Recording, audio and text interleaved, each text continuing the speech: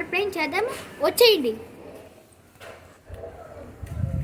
చూడండి, ఫస్ట్గా పేపర్ని ఆఫ్గా మడతేసుకోండి, చెదిరిపోకూడదు, ఇప్పుడే చెప్తున్నా. అప్పుడు మళ్ళీ ఇట్లా తీయండి. ఇక్కడ లైన్ వచ్చింది కదా, అక్కడ దాకా ఈ స్క్వేర్ గీసుకోండి. ఈ రెక్టాంగిల్ షేప్ ఈక్వల్గా రావాలి ఫ్రెండ్స్, లేకపోతే చెడిపిద్ది. అప్పుడు ఇక్కడ ఎడ్జ్ ఉంటుంది కదా, దాన్ని తీసి ఈ లైన్ దగ్గరికి ఇట్లా మడుచుకోండి. మడుచుకున్నారా? మళ్ళీ ఇటు సైడ్ కూడా సేమ్ రిపీట్ దెమ్, అట్టే చేసుకోండి. చేసుకున్నారా మీరు? అప్పుడు ఇట్లా ఉండిన తర్వాత ఇట్లా వంచండి, దాన్ని వంచిన తర్వాత ఇటు తిప్పండి. ఇటు కూడా అంతే, సేమ్ ఈక్వల్గా వచ్చేటట్టు చూడాలి ఫ్రెండ్స్, లేకపోతే హైట్ అయ్యగలదు మనది.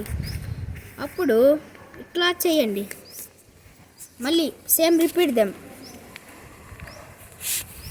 అంతే. మన రాకెట్ అయిపోయింది.